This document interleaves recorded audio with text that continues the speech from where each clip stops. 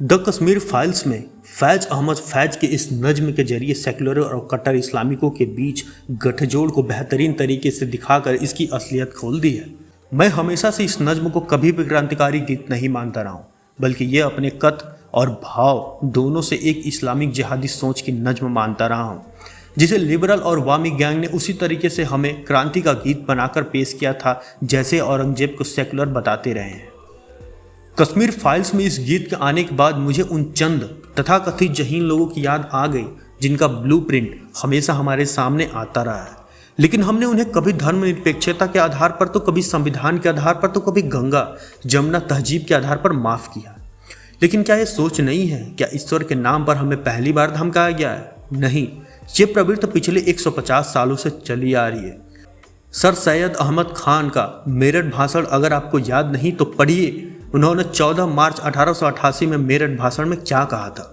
हमारे पठान बंदूक पर्वतों और पहाड़ों से निकलकर सरहदों से लेकर बंगाल तक खून की नदियां बहा देंगे। अंग्रेजों के जाने के बाद यहाँ पर कौन विजयी होगा, यह अल्लाह की इच्छा पर निर्भर है। लेकिन जब तक एक राष्ट्र दूसरे राष्ट्र को जीतकर आज्ञाकारी नहीं बनाएगा, तब तक इस देश में शांति स्थापित नहीं हो सकती। ये वही सैयद अहमद खान है जिनके एक तथाकथित बयान को वामपंथी इतिहासकार बार बार दोहराकर उन्हें हिंदू मुस्लिम एकता का महान दूत बताते रहे हैं। शायद कभी कहीं उन्होंने यह नहीं कहा था कि हिंदू और मुस्लिम भारत की दो खूबसूरत आंखें हैं, लेकिन उनके मेरठ में दिए गए इस जहरीले भाषण पर सारा लिबरल अपने होठों को सील लेता है। फैज अहमद फैज भी वामपंथियों के लिए किसी मसीहा से कम नहीं है। उनके इस गीत को सभी वामपंथी बार बार आंदोलन में गाते रहे हैं। ये गीत है, हम देखेंगे, ये लाजमी है कि हम भी देखेंगे, जब तख्त उछाले जाएंगे, जब ताज उछाले जाएंगे। लेकिन इस गीत में वो लाइन भी है जिसमें फैज ने लिखा है कि बस नाम रहेगा अल्लाह का जो हाजिर भी है नाजिर भी है। इस आलोक में इस नज्म को भी देखने की कोशिश ही नहीं की गई है कि एक वामपंथी घोर सांप्रदायिक भी हो सकता है। इस गीत को ठीक से पढ़ने और इसका विश्लेषण करने के बाद पता चल सकता है। ये वीडियो लंबी हो सकती है, लेकिन द कश्मीर फाइल्स में आई इस गीत के बाद इन नज्म का शाब्दिक विश्लेषण करना बहुत जरूरी है। इस नज्म के लिए सामग्री कहाँ से ली गई है, इससे ही पता चल पाएगा कि आखिर वामपंथी फैज के मूल विचार कहाँ से आए थे। क्या ये क्रांतिकारी बगावती नज्म है, या फिर सांप्रदायिक गीत, या फिर धार्मिक कविता है? सबसे पहले इसकी पहली 4 लाइनों पर आते हैं। हम देखेंगे, लाजमी है कि हम भी देखेंगे वो दिन जिसका वादा है, जो लोह ए अजल में लिखा है। इसमें फैज क्या देखने का वादा कर रहे हैं, किस दिन को देखने का वादा कर रहे हैं, और वो वादा क्या है, और वो वादा कहाँ से लिखा गया है? पवित्र कुरान शरीफ में 3 जो शब्द महत्वपूर्ण बातों को इस्लाम का अंग माना गया है वो है, पहला, कोई ईश्वर नहीं है अल्लाह के सिवा। मतलब अगर आप मानते हैं कि भगवान या गॉड अल्लाह एक है, तो अपने दिमाग से भ्रम निकाल दीजिए। अल्लाह ही है, ईश्वर अल्लाह नहीं है। ईश्वर और गॉड का वर्णन कुरान शरीफ में अल्लाह के 99 नामों में से कहीं नहीं आता। इसलिए पहली लाइन ही है कि कोई नहीं है अल्लाह के सिवा। अल्लाह के साथ कोई शरीक नहीं हो सकता, कोई भूत नहीं, कोई अन्य संकल्पना नहीं। दूसरा, हजरत मोहम्मद साहिब अल्लाह के आखिरी पैगंबर हैं। इनके पहले कुरान शरीफ में लगभग 25 नबियों का उल्लेख है, लेकिन अल्लाह ने अपनी आखिरी किताब सिर्फ हजरत पैगंबर साहिब पर रिवील की। तीसरा, क़यामत का दिन ये अल्लाह का वादा है उन सभी ईमान लाने वाले मुसलमानों से कि न तो एक घड़ी पहले और न एक घड़ी बाद, एक दिन जब क़यामत आएगी तब उसी दिन ईमान लाने वाले के हक़ में अल्लाह फैसला देगा, और बाकी सभी जो ईमान नहीं ला पाए, यानी दूसरे धर्म के लोग या वो लोग जो इस्लाम में आकर भी ईमान से नहीं रह रहे, उन सबको अल्लाह जहन्नुम में डालेगा और सभी मुसलसल ईमान, पक्की ईमान यानी मुसलमानों को जन्नत नसीब कराएगा। ये वादा है अल्लाह का अपने मोमिनों से। जो लोह ए अजल में लिखा है, ये लोह ए अजल है क्या? ये वो सनातन पन्ना है जिस पर अल्लाह ने सृष्टि निर्माण के प्रारंभ से लेकर क़यामत तक का हर एक पल का हिसाब लिख दिया था। तो हम इन 4 लाइनों को दोबारा पढ़ते हैं तो फैज के मुताबिक वो अपने लोगों को अल्लाह के उस करार पर विश्वास करने के लिए कह रहे हैं जो उन्हें पहले ही लिख दिया है, यानी अपना ईमान पक्का करने के लिए कह रहे हैं। अब आगे की 4 लाइनें की क़यामत के दिन क्या हालात होंगे और ईमान लाने वालों के खिलाफ जुल्मों सितम करने वालों का क्या हस्न होगा, उसका वर्णन है। जब जुल्मों सितम के कोह ए गंगा रूई की तरह उड़ जाएंगे, हम महकूमों के पांव तले धरती धड़ धड़ धड़केगी और अहल ए हकम के सर ऊपर जब बिजली कड़कड़ कड़केगी। पवित्र कुरान शरीफ में कयामत के दिन का जो वर्णन है वो ठीक लगभग इस प्रकार का है। कहा गया है कि उस दिन घने पहाड़ रुई की तरह उड़ने लगेंगे, जमीन के अंदर से धड़ धड़ की आवाज आएगी तो सारे बिखरने लगेंगे, समुद्र में उबाल आएगा, आसमान में बिजलियां कड़कने लगेगी। इसकी एक संभावित व्याख्या ये भी है कि जो जुल्म व सितम ईमान वालों को सालों तक झेलने पड़े हैं वो रुई की तरह उड़ जाएंगे, क्योंकि इसके बाद सारे दर्द खत्म हो जाएंगे और जन्नत नसीब होगी और फिर सारे कष्टों का अंत होकर वो हल्के हो जाएंगे। हुकूमतों के पांव तले जब धरती धड़ धड़ धड़केगी और अहल ए हकम के सर ऊपर जब बिजली कड़कड़ कड़केगी।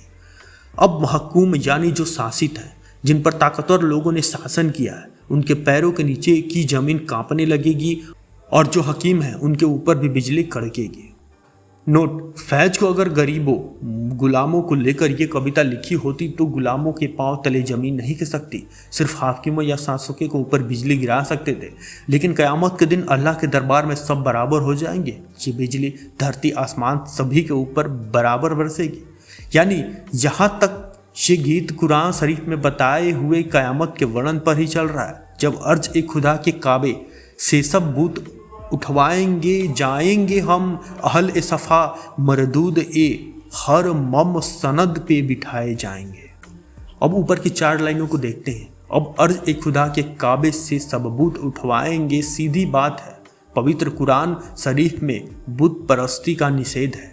बुत परस्ती क्या इस्लाम में किसी भी दूसरे निराकार ईश्वर, नास्तिक और अल्लाह के सिवा किसी के सामने झुकने तक पर सख्त पाबंदी है। माना जाता है कि काबे में पहले बहुत सारे बुत रखे हुए थे और उनको मानने वाले काबिलों के पुरोहित अपने काबिलों पर इन्हीं बुतों के नाम पर शासन चलाते थे। ये पुरोहित इन काबिलों के बीच कभी एकता नहीं होने देते थे। हजरत मोहम्मद साहिब ने इन सब बुतों को तुड़वा दिया और मूर्ति पूजा को खत्म कर एक अल्लाह की इबादत करना शुरू करवाया। लेकिन फैज कह रहे हैं बुत उठवाए जाएंगे, यानी अभी भी अर्ज ए खुदा के काबे में बूत है। फैज ही नहीं, इस्लाम के बड़े सभी जानकार का मानना है कि इस्लाम के अंदर भी और इस्लाम के बाहर भी कई नए प्रकार के बूत पैदा हो गए हैं।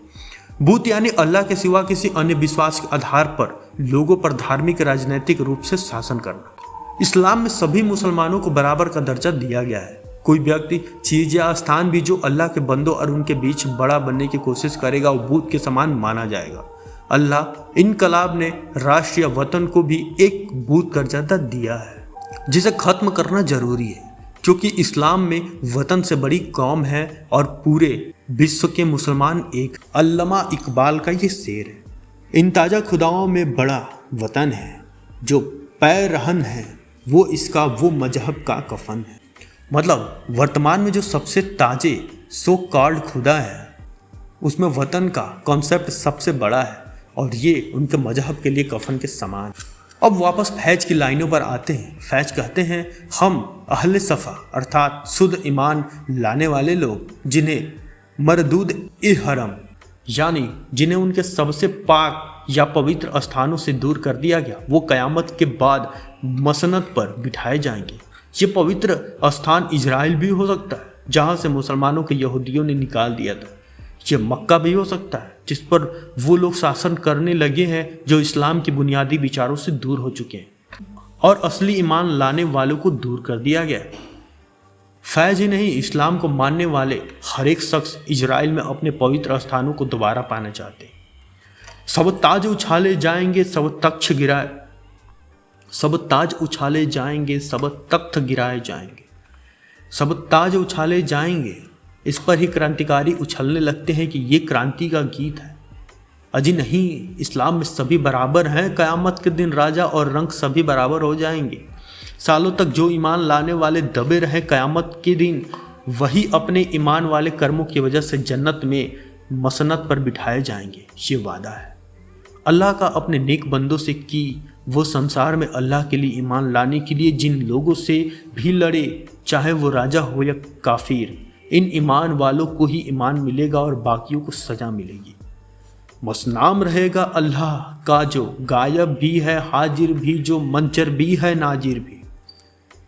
ऊपर की 4 लाइन यह बताती है कि क़यामत के दिन सिर्फ अल्लाह का नाम रहेगा, किसी भी और विश्वास का अंत हो जाएगा। वो अल्लाह जो गायब भी है हाजिर भी है। एक और अर्थ है कि क़यामत के दिन जब कोई अपने ईश्वर या भूत नाम लेगा तो उसकी कोई सुनवाई नहीं होगी, सिर्फ अल्लाह के नाम को लेने वाले ही इंसाफ के हकदार होंगे। जब अल्लाह लोगों से पूछेगा कि क्या तुम सच्चे हो, ईमान वाले हो, तो वहाँ ईमान वालों की तरफ से अन अल हक का नारा उठेगा अन हलक का नारा, नाराजो मैं भी हूँ और तुम भी हो, और राज करेगी खुल्क एक खुदाओं में, मैं भी हूँ और तुम भी हो। अन अल हक का मूल अरबी में अर्थ होता है कि मैं सच्चा हूँ। इसका अहम ब्रहास्मी से कोई लेना देना नहीं है। ये अपने सच्चे होने की अल्लाह के सामने गवाही है। ये सिर्फ अल्लाह के सामने बोला जाएगा। लेकिन 8वीं सदी के एक सूफी मंसूर अल हल्लाज ने इस बात को पहले से ही कहना शुरू कर खुदा को सच्चा घोषित कर दिया। लेकिन आप खुद को सच्चा घोषित नहीं कर सकते, सिर्फ अल्लाह के सामने गवाही दे सकते हैं। आप सच्चे हैं कि नहीं, ये तय करना अल्लाह के ऊपर है। इसलिए मंसूर के हाथ पैर काट डाले गए और उसे बुरी मौत दे दी गई।